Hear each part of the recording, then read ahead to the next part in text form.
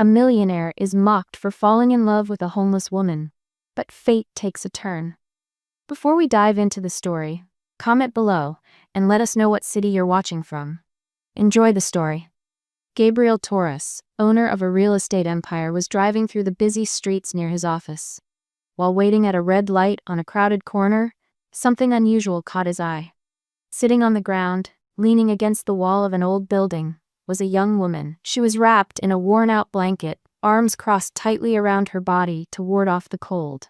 Her tangled hair fell over her face and she seemed oblivious to the world. She wasn't asking for anything, just staring at the ground with an empty expression. Gabriel looked away for a moment, but something made him glance back. Strange, he thought. She looks so young. The light turned green and he drove on, leaving the woman behind. At home, he tried to go about his usual routine, but something was off. The image of the woman kept coming to mind. Why was someone so young in that situation? An inexplicable irritation stirred within him for even caring. So many people lived on the streets. Why was she different? He tried watching TV. He tried working. Nothing helped. Her image lingered in his mind like a shadow. Finally, he grabbed his car keys and headed out again. Something inside him pulled him back to that corner. It didn't make sense, but he needed to understand. When he got there, she was still in the same spot. The crowd had changed, new faces, hurried steps, but she remained motionless, as if frozen in time. Gabriel parked his car and walked over. The young woman noticed his approach but didn't move. When he stopped a few feet away, she looked up, her eyes wary. "What do you want?" she asked, her voice firm and direct. Gabriel was momentarily caught off guard. He wasn't sure what to say. "I saw you here earlier," he began. "Are you okay?"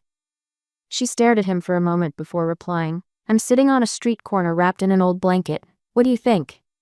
Her voice carried sarcasm, but it wasn't hostile, just a blunt honesty that left him disarmed. "I didn't mean to offend," Gabriel said, trying to soften his tone. "I just wanted to see if you needed anything." She let out a short, humorless laugh. "I need a lot of things, but you can't give me any of them." "Maybe I can," Gabriel insisted. The woman shook her head and looked away, clearly tired of this kind of interaction. "You want to help? Great. Then leave me alone." Her words hit him like a blow. It wasn't the response he'd expected. She wasn't like the people he knew, those who asked for favors or tried to impress him. "What's your name?" he asked, ignoring his discomfort. She sighed, as if answering was an unnecessary effort. "Anna." "I'm Gabriel." Anna didn't reply, just went back to staring at the ground. He stood there for a few more moments, sensing he wasn't welcome, but reluctant to leave. Finally, he stepped back. "I'll come back tomorrow," he said without thinking. "You don't need to come back," Anna replied, her voice low, almost a whisper. Gabriel didn't respond, he just turned and walked back to his car. Driving away, he felt frustrated. He didn't know why this situation affected him so deeply, but there was something about Anna he couldn't ignore. That night, lying in bed, Gabriel realized something inside him had shifted. For the first time in a long while, he was thinking about someone other than himself. And that both terrified and intrigued him. The next morning, Gabriel Torres was no longer the same. The images of Anna sitting on that corner echoed in his mind like a challenge he couldn't figure out. Throughout his morning meeting with his team, he barely paid attention to the numbers and charts that used to captivate him. Something kept pulling him back to that corner. By the afternoon, Gabriel made a decision that seemed illogical even to himself. He canceled the rest of his schedule, grabbed his car keys, and drove back to where he had seen Anna. When he arrived, she was still there, exactly as she had been the night before. Sitting in the same spot, wrapped in her blanket, with her bag beside her. She seemed oblivious to the people passing by and the cars rushing past. Gabriel parked his car a little farther away and watched for a few minutes before approaching. As he drew closer, he saw that she had noticed him. Anna glanced up quickly, but her face remained expressionless. "You came back," she said, her tone a mix of surprise and irritation. "I said I would," Gabriel replied, stopping a few steps away. Anna sighed and looked away. "Don't you have anything better to do?" "Maybe I have. But this seems more important right now." She laughed, a short and emotionless laugh. "Important? For someone like you? What could possibly be so important here?" Gabriel wasn't sure how to respond. He didn't have a clear justification, just an inexplicable need to be there. "I want to help," he finally said. "Help?" Anna stared at him, her eyes narrowing with suspicion. "Why?" "I'm not sure," Gabriel admitted honestly, "but something tells me you deserve more than this." Anna shook her head, as if he'd said something absurd. "You think you know anything about me? About what I deserve?" "I don't know anything about you," he admitted. "But I want to."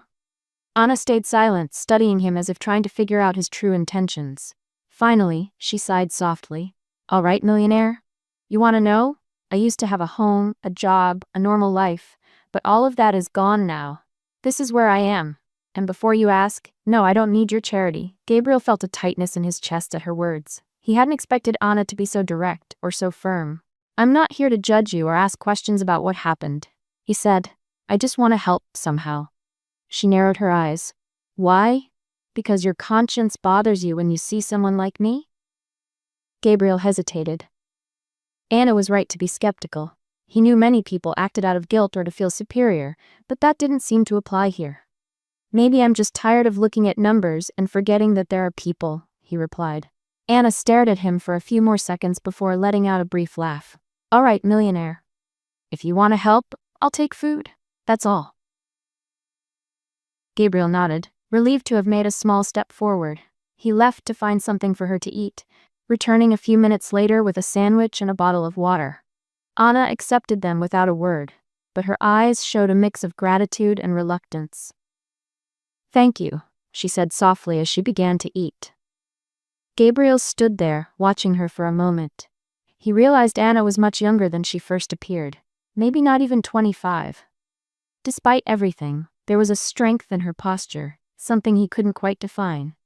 "How long have you been here?" he asked carefully, not wanting to sound intrusive. Anna hesitated before answering. "A few months. Since I lost everything." "Family? Friends?" "That doesn't matter now," she cut him off, looking directly at him. "I don't need anyone asking about my story out of curiosity." Gabriel realized he was treading on delicate ground. "I'm sorry. That wasn't my intention." She went back to eating in silence, and Gabriel didn't say anything else. He stood there for a few minutes, watching the movement around them, before deciding to leave. "I'll be back tomorrow," he said before turning away. Anna didn't respond, but he noticed her watching him as he walked off.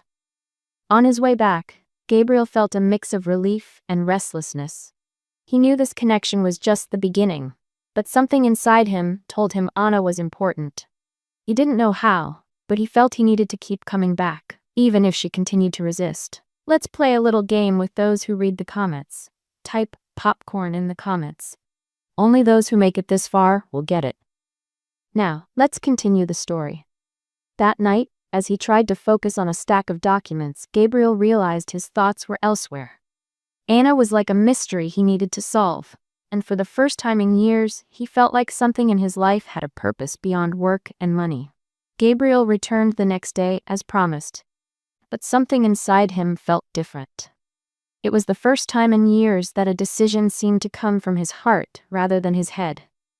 He arrived at the corner where Anna usually stayed and felt relieved to see her there.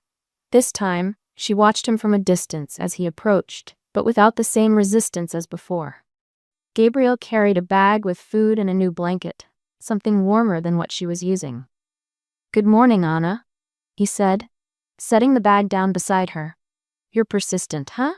she replied, but her voice no longer carried the sharp sarcasm of the previous days. "Let's just say I don't give up easily."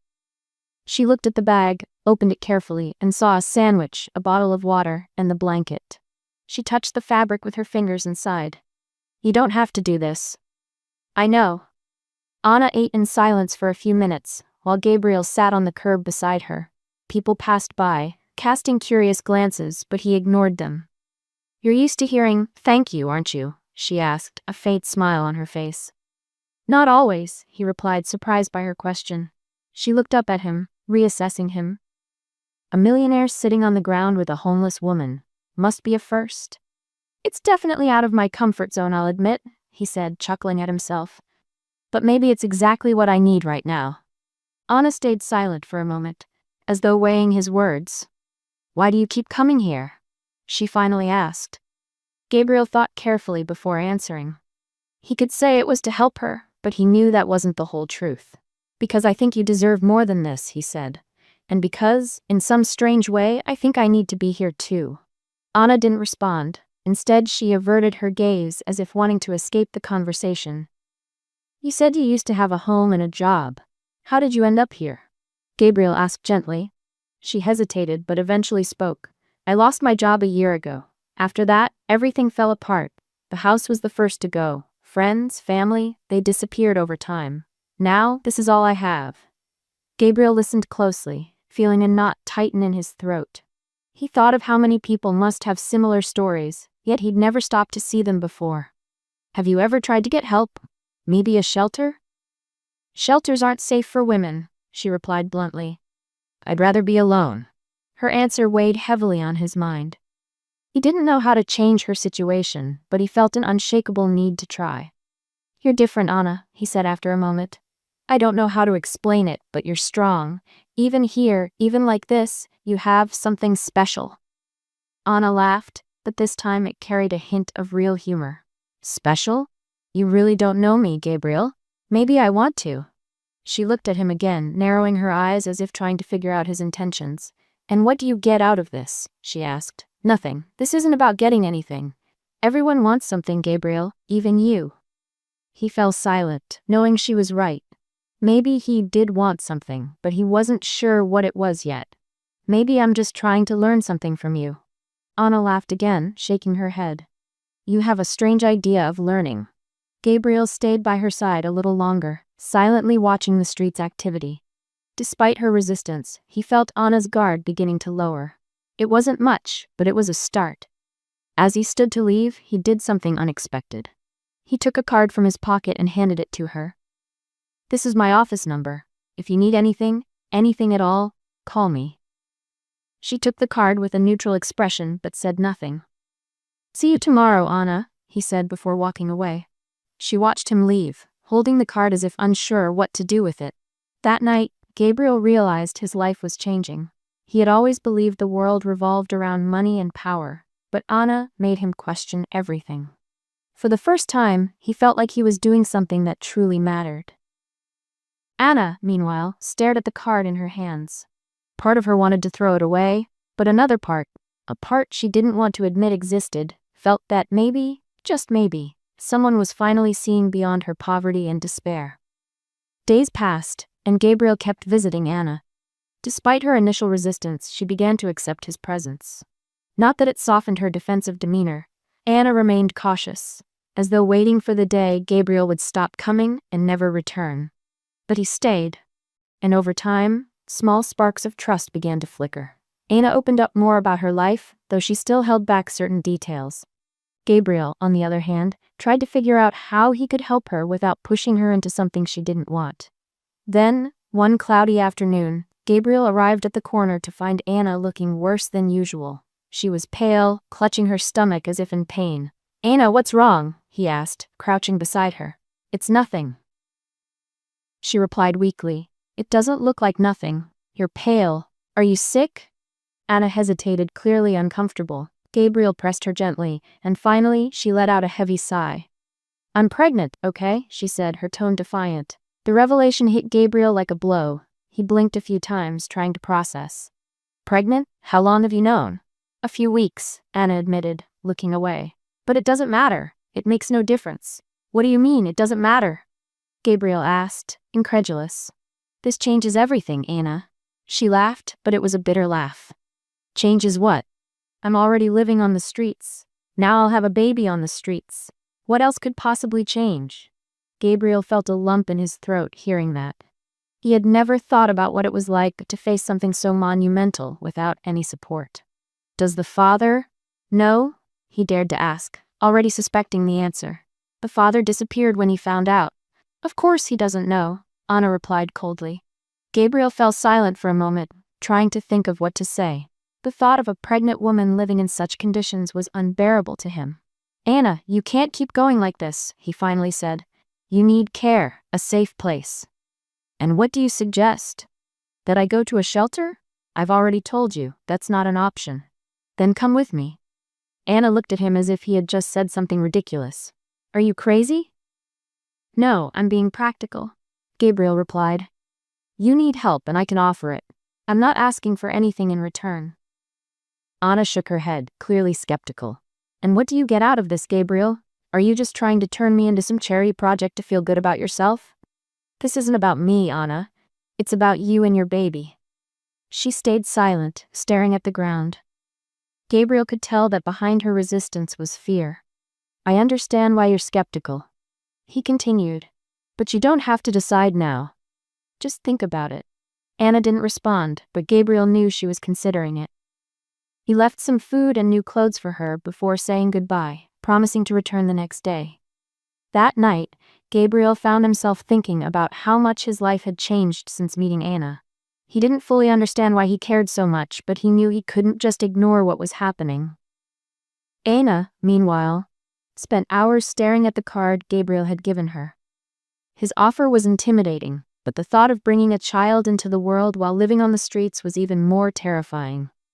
For the first time in months, she felt like there might be a way out, even if she wasn't sure how to trust someone like Gabriel.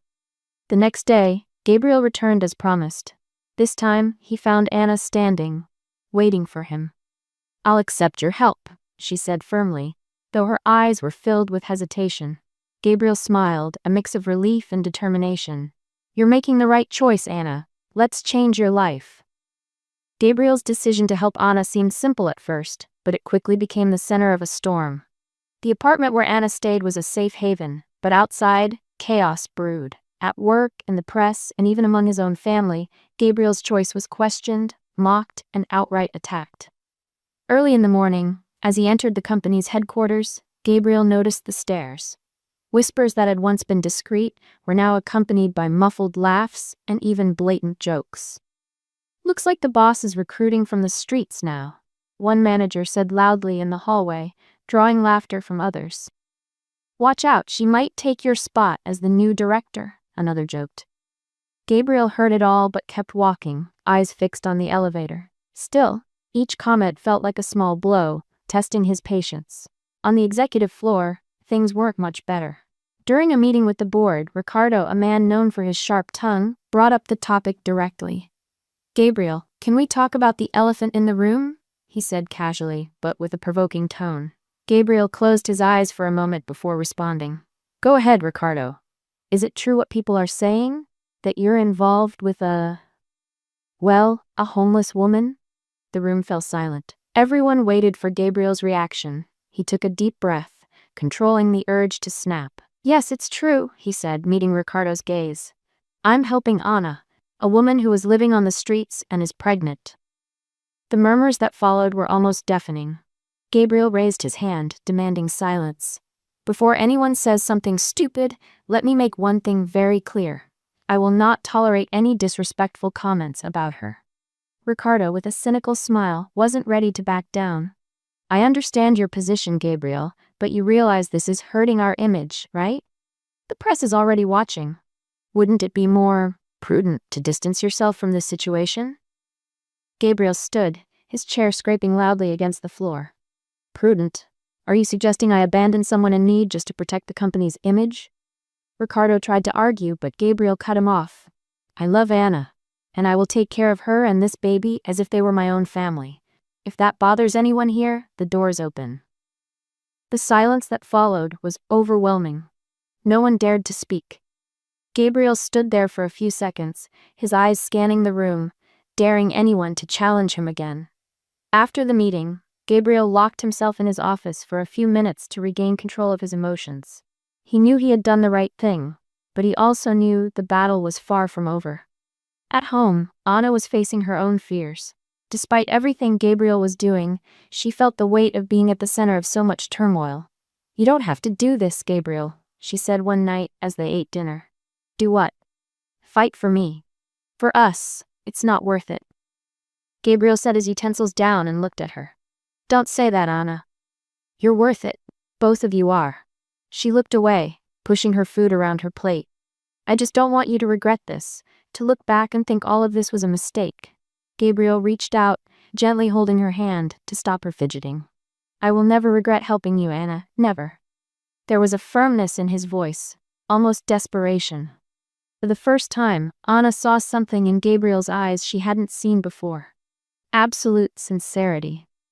The next morning, Gabriel arrived at the office, determined to put an end to the gossip once and for all. He called for a general meeting, something rare in the company. When all the employees were gathered, Gabriel stepped onto an improvised stage and picked up the microphone. I know many of you have been talking about my personal life, about Anna. I want to take this opportunity to clear some things up. The room fell silent as every eye fixed on him. Yes, I'm helping a woman who used to live on the streets. Yes, she is pregnant, and yes, I love her. A murmur began to spread, but Gabriel raised his hand to quiet them. I understand this might seem strange or even inconvenient to some of you, but frankly, I don't care. I'm not going to abandon Anna or the baby because of gossip or pressure. He let his gaze travel across the room, making sure his words landed with every person present. If anyone here believes my decision affects your ability to work, you are free to look for employment elsewhere. But in this company, respect and humanity are non-negotiable values. The silence that followed was heavy, but Gabriel felt he had regained control of the narrative. When he returned home that evening, Anna noticed something different about him. What happened? She asked as he removed his jacket. Gabriel gave a tired but satisfied smile. I just did what needed to be done. The weeks following Gabriel's declaration were intense. While he dealt with workplace pressures, Anna began adjusting to her new reality, though fear and distrust were still constant companions. But an unexpected turn brought new challenges that would draw them even closer.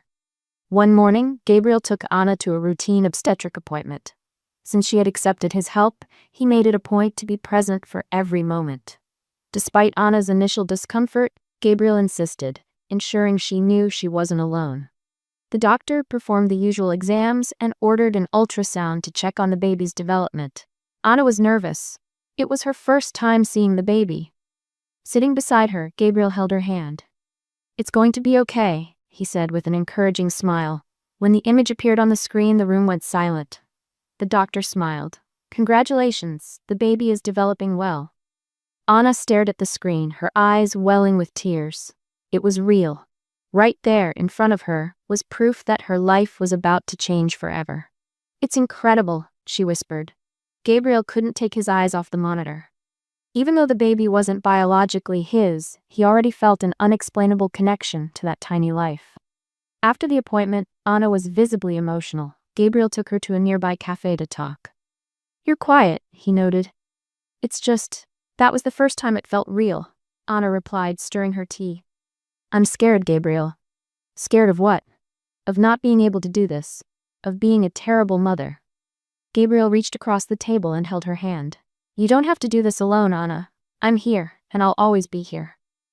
She opened her mouth to respond but was interrupted by Gabriel's phone ringing. It was Beatrice, his mother. He hesitated before answering, knowing the conversation would likely be difficult.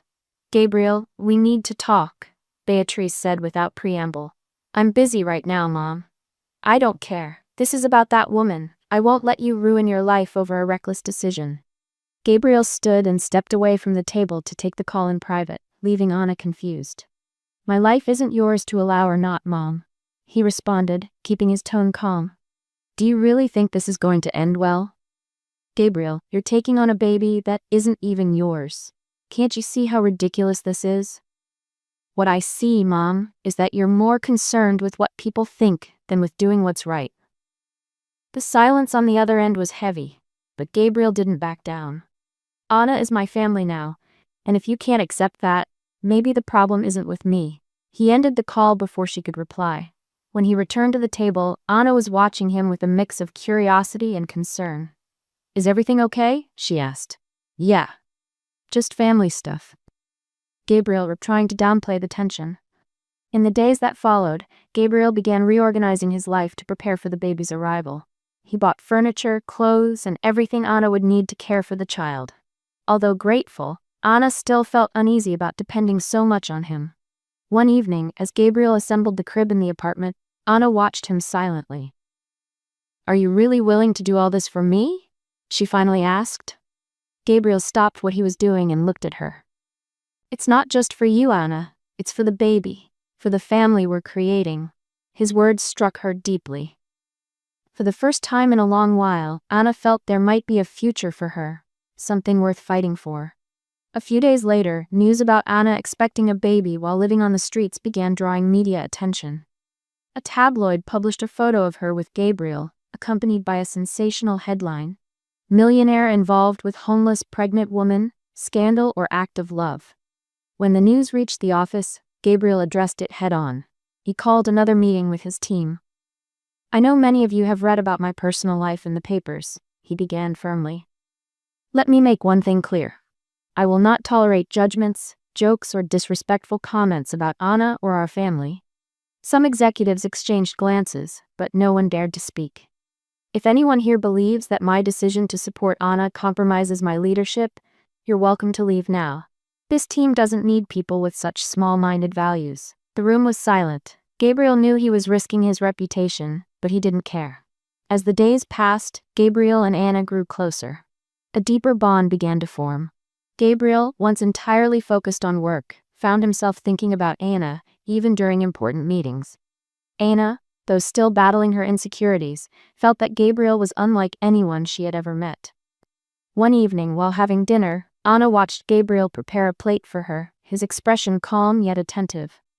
"You didn't have to do all this, you know," she said with a small smile. "What else would I do?" Gabriel replied, placing the plate in front of her. "Let you go hungry?" She laughed, shaking her head. "It's not that. It's just, no one's ever taken care of me like this before." Gabriel sat next to her and took her hand. "I want to take care of you, Anna. Not just because of the baby, but because you matter to me." His words made Anna's heart race. She knew she was falling for him too, but she was scared to admit it. Before she could respond, Gabriel looked her in the eye and said, "I love you, Anna." She stayed silent, surprised, but deep down she knew she felt the same. Before she could say anything, Gabriel's phone rang, interrupting the moment. He answered, and his expression quickly changed. The board scheduled an emergency meeting for tomorrow. Something's happening at the company. The next morning, Gabriel faced the company's board. The room was full, but the atmosphere was tense. Ricardo, one of the most influential executives, got straight to the point. "Gabriel, your decision to make your personal life so public has had consequences. The company's image is being questioned, and many investors are concerned." "And what exactly are you suggesting?" Gabriel asked, crossing his arms. "We think it would be best if you stepped away from the board temporarily while we address the damage," Ricardo said bluntly. Gabriel felt like he'd been punched in the gut. The company he had built was now sidelining him. "Is this temporary?" he asked, trying to control his anger. "It's what's best for everyone, Gabriel." When Gabriel returned to the apartment, Anna immediately noticed something was wrong. He tried to hide it, but she insisted until he told her. "They removed me from the company," he said bitterly. "Gabriel, this is my fault," Anna said, her eyes filling with tears. "No, Anna, it's not your fault, it's theirs. People who can't understand what truly matters." Gabriel tried to reassure her, but Anna's guilt was overwhelming. That night, while he slept, she made a difficult decision. She left a letter on the living room table and quietly walked out of the apartment. "Gabriel, I can't keep being a burden in your life. You deserve your company, your reputation, and your peace. I'll take care of myself and the baby on my own. Please don't look for me. With love, Anna." When Gabriel woke up and found the letter, it felt like his world had collapsed. "No, Anna, no!" he shouted, grabbing his phone and desperately trying to call her, but her number was disconnected. He rushed out, searching the streets for her. He spent hours driving around, checking every place he thought she might be, asking people if they'd seen her, but no one had any answers. By nightfall, Gabriel arrived at a busy park. A crowd had gathered, and he noticed an ambulance with its lights flashing. His heart pounded as he ran toward the commotion. "What happened here?" he asked, pushing through the crowd to get closer. When he finally saw what was happening, his legs almost gave out. Anna was being lifted onto a stretcher by paramedics, unconscious. "Anna!" he shouted, running toward her. One of the paramedics stopped him. "Do you know this woman?" "Yes, she's my wife. What happened?" "She was found collapsed on the ground. She's extremely weak, likely dehydrated. We're not sure about the baby's condition yet. Gabriel climbed into the ambulance with Anna, holding her hand tightly as the paramedics worked to stabilize her. "Stay with me, Anna. Please stay with me," he whispered, tears streaming down his face. Hours later, Gabriel paced the hospital waiting room, unable to sit still. Finally, a doctor approached him. "Doctor, how is she? How's the baby?" he asked, his voice heavy with tension.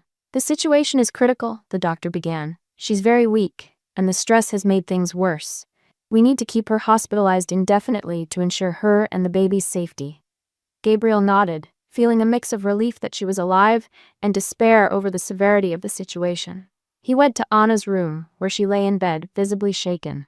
When she saw him, her eyes filled with tears. "Gabriel, I'm so sorry."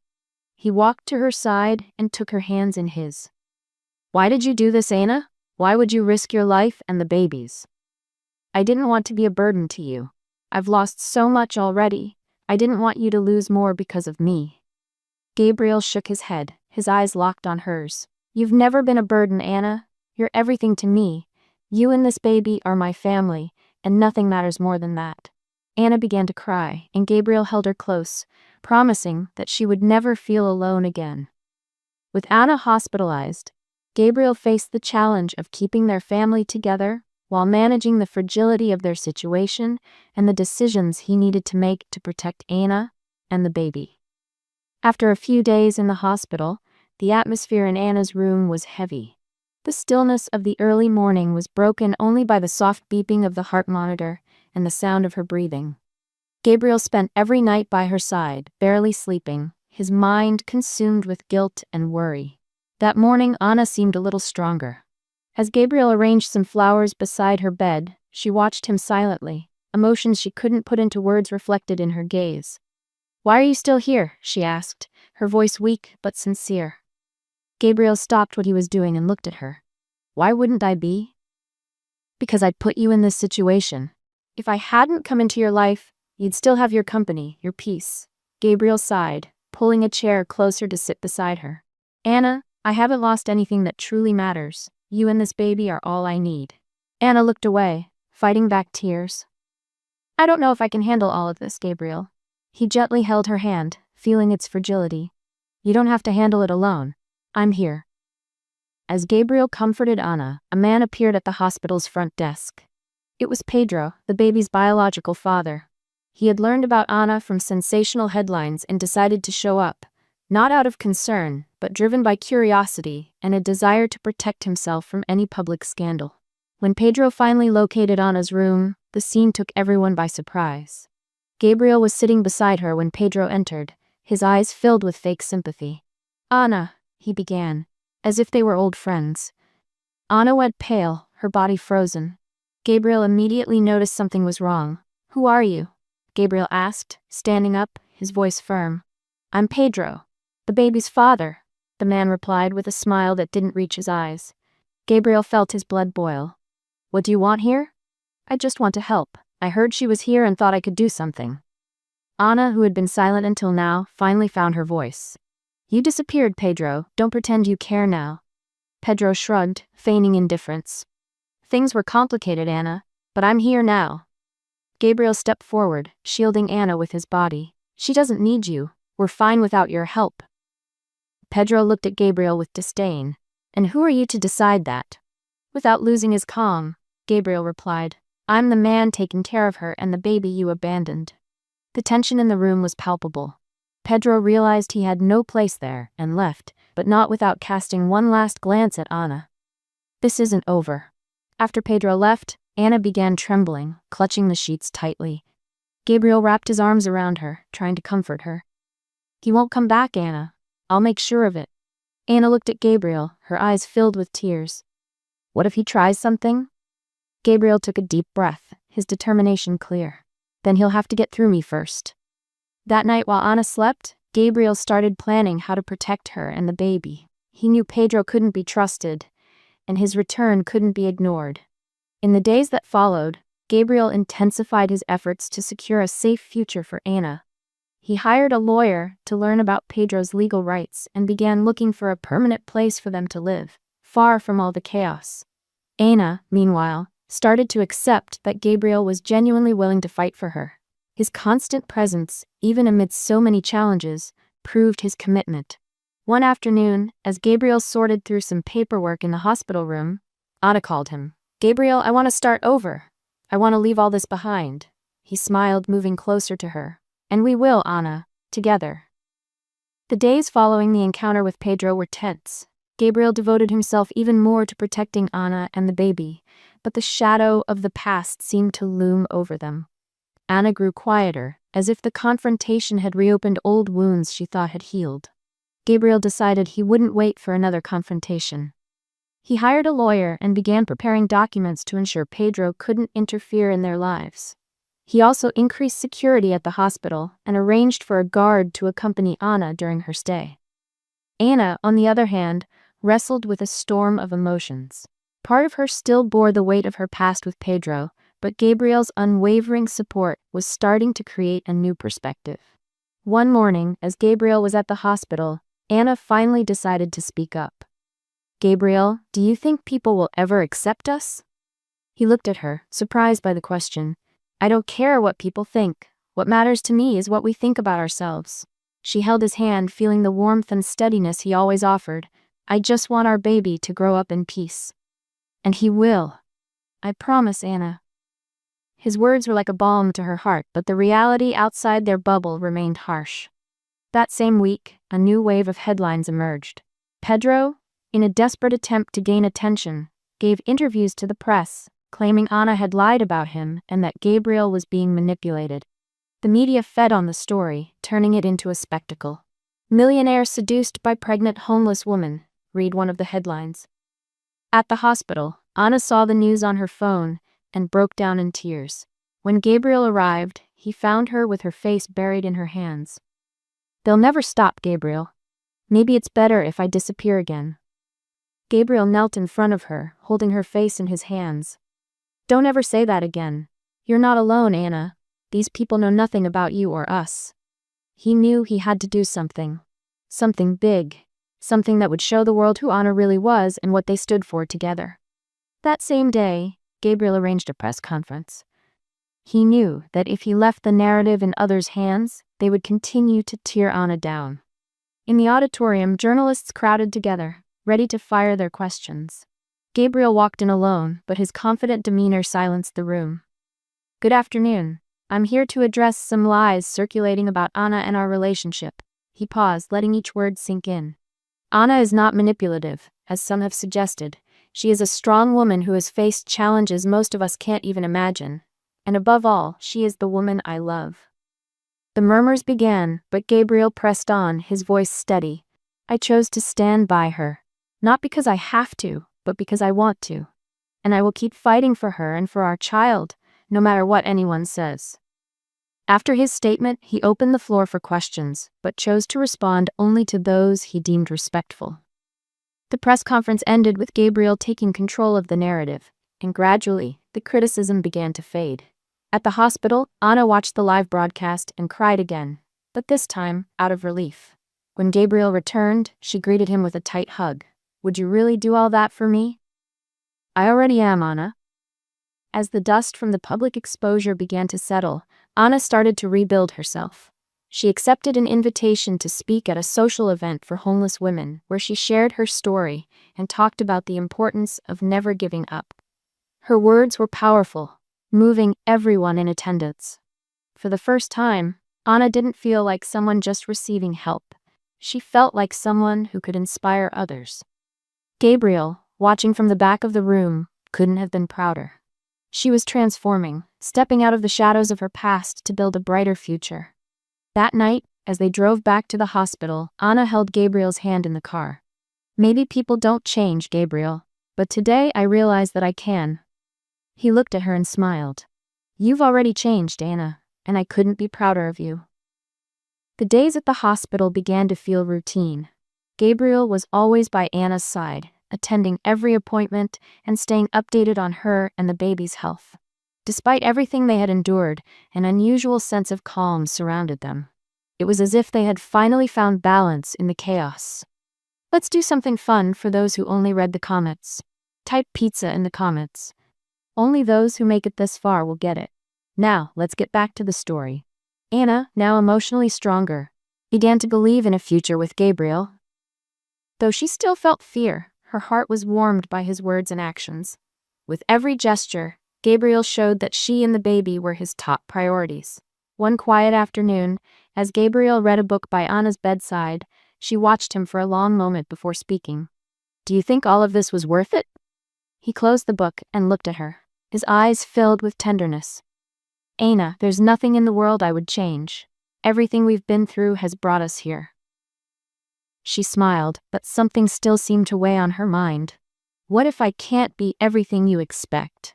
Gabriel took her hand, giving it a gentle squeeze. "You already are everything I need."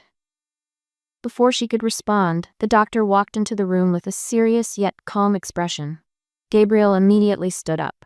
"I have good news. Anna is stable and so is the baby. However, we'll need to monitor her until the birth. Any complications could put both at risk." Gabriel nodded, taking in every word. He knew challenges still lay ahead, but he was determined to face them with Anna. As the weeks passed, Anna gained more confidence. Gabriel encouraged her to talk about the future and make plans. In a particularly intimate moment, he brought her a small surprise. "I know you don't like a lot of attention, but I thought this would be special." He handed her a small box. Inside, Anna found a pair of baby shoes and a note that read, "Our future starts now." She held the shoes to her chest, her eyes filling with tears. "I don't know how to thank you for everything, Gabriel. You don't need to thank me, Anna. You just need to believe."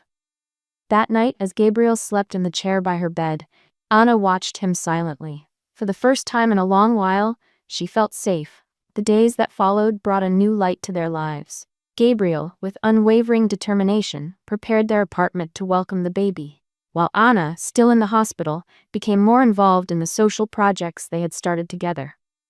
On the day Anna was discharged, the atmosphere was celebratory. Gabriel brought her home to an apartment transformed into a warm, welcoming space. The crib was set up, the walls decorated in soft colors, and every detail seemed thoughtfully arranged. "Welcome home," Gabriel said, helping her settle in. Anna looked around, overcome with emotion. For the first time, she felt like she had a place where she truly belonged. Time passed quickly, and the long-awaited day finally arrived. Gabriel was by Anna's side in the delivery room, holding her hand as she gave birth. The baby's cry filled the room, bringing tears of relief and joy to both of them. When the baby was placed in Anna's arms, she looked at Gabriel, and they both knew this was the beginning of a new chapter. "He's perfect," Anna whispered as Gabriel gently caressed the baby's tiny face. "So are you, Anna." The following days were filled with moments of learning and love. Gabriel and Anna became a team, navigating the challenges of parenthood together. More than that, they became a family. One night, while holding the baby in his arms and watching Anna sleep peacefully on the couch, Gabriel reflected on everything they had been through. Every obstacle, every criticism, every moment of doubt had brought them here. After their daughter Laura was born, life took on a new rhythm for Gabriel and Anna. Their days revolved around the little girl, who seemed to brighten every space with her smile. Gabriel, who had once split his time between work and social obligations, now spent most of his days with Anna and their daughter. He looked happier and more fulfilled than ever before. One afternoon, while Anna was feeding Laura in the living room, Gabriel walked in, holding a small gift. Sitting beside her, he handed her the package with a smile. "What's this, Gabriel?" she asked, curious. "Something for Laura." Opening the package, Anna found a small gold bracelet engraved with their daughter's name. She looked at Gabriel, moved. "It's beautiful. You always think of everything, don't you?" "I try," he said with a laugh. "But honestly, you two are all that matters to me now." Anna smiled, but before she could respond, Laura let out a loud giggle, as if agreeing with her father. "Looks like she agrees with you," Anna said, laughing. Months went by, and Gabriel continued to show Anna his unwavering dedication. He woke up in the middle of the night to care for Laura, made breakfast for Anna, and insisted on setting aside evenings for them to watch movies together, or simply talk. One afternoon, as they strolled through the park, Gabriel watched Anna pushing Laura's stroller. The gentle breeze played with her hair, and he felt a warm swell in his chest. Without much thought, he took her hand and stopped her. "Anna, you know how much I love you, don't you?" he asked, his voice filled with emotion. She looked at him, surprised by the intensity in his tone. "I know, Gabriel, and I love you too." Right there in the middle of the park, with people passing by, Gabriel got down on one knee. Anna gasped, covering her mouth as he pulled a small box from his pocket. "Anna, from the moment you came into my life, everything changed. You showed me what truly matters, and I want to spend every day with you. Will you marry me?" Tears streamed down Anna's face as she nodded, unable to speak. Gabriel slid the ring onto her finger, stood and embraced her tightly as onlookers clapped and cheered. "Yes, Gabriel, I will." That night, they celebrated with a simple dinner at home, while Laura slept peacefully in her crib nearby. Anna couldn't stop glancing at the ring on her finger, feeling for the first time that the future seemed clear and full of promise. A few months later, Gabriel received a phone call from his mother, Beatrice. Since Laura's birth, she had kept her distance, but now she seemed ready to reach out. "Gabriel, can I visit? I'd like to meet my granddaughter." Gabriel hesitated for a moment, but knew this was an important step for everyone. "Of course, Mom, we'll be waiting for you." When Beatrice arrived, Anna felt nervous. Despite Gabriel's unwavering support, she still feared she might not be fully accepted. But to her surprise, Beatrice seemed different from the cold woman Gabriel had always described. "You must be Anna," Beatrice said with a reserved smile. "Yes, ma'am. It's a pleasure to meet you."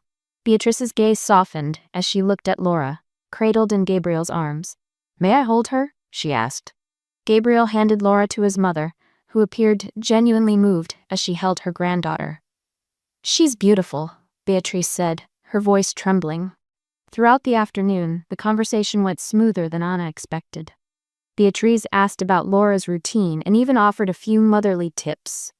Anna realized that perhaps Gabriel's mother's heart was beginning to open. Before leaving, Beatrice took Anna's hand and said, "I know it took me a while to accept this, but I want you to know that you make my son happy. And that's what matters most to me." Anna smiled, feeling a weight lift off her shoulders. The following months were dedicated to planning the wedding. Gabriel wanted Anna to have an unforgettable ceremony, but nothing over the top. He insisted it be intimate, with only the people who truly mattered. On the big day, Anna wore a simple yet elegant white dress, while Laura, dressed as a flower girl, captured everyone's attention. Gabriel, in a perfectly tailored suit, could hardly take his eyes off Anna as she walked toward him. The altar was decorated with white flowers and soft lights, and the sunset provided the perfect backdrop. During the ceremony, Gabriel's vows were heartfelt and moving. "Anna, you are the light that illuminated the darkness in my life. I promise to stand by your side through every step, every challenge, and every moment of joy." Holding back tears, Anna replied, "Gabriel, you've taught me what true love is. I promise to be your partner, your friend, and your family, today and always." When they kissed, applause filled the room, and Laura, sitting in Beatrice's lap, babbled something that made everyone laugh, as if she, too, was celebrating. The reception was intimate, but filled with joy. Anna and Gabriel shared their first dance as husband and wife, while Laura was doted on by her grandparents and close friends. That night, as they watched Laura sleep in her crib, Anna held Gabriel's hand and said, "Thank you for never giving up on me." Gabriel kissed her forehead, smiling. Giving up was never an option, Anna. The future might still hold challenges, but that night, they both knew they were ready to face them, together, as a family. What did you think of Gabriel's attitude toward Anna? Share your thoughts in the comments. Rate this story from 0 to 10. What score would you give it? Don't forget to subscribe to the channel and turn on notifications to keep up with all our stories. And be sure to check out more heartwarming stories by clicking here on the end screen.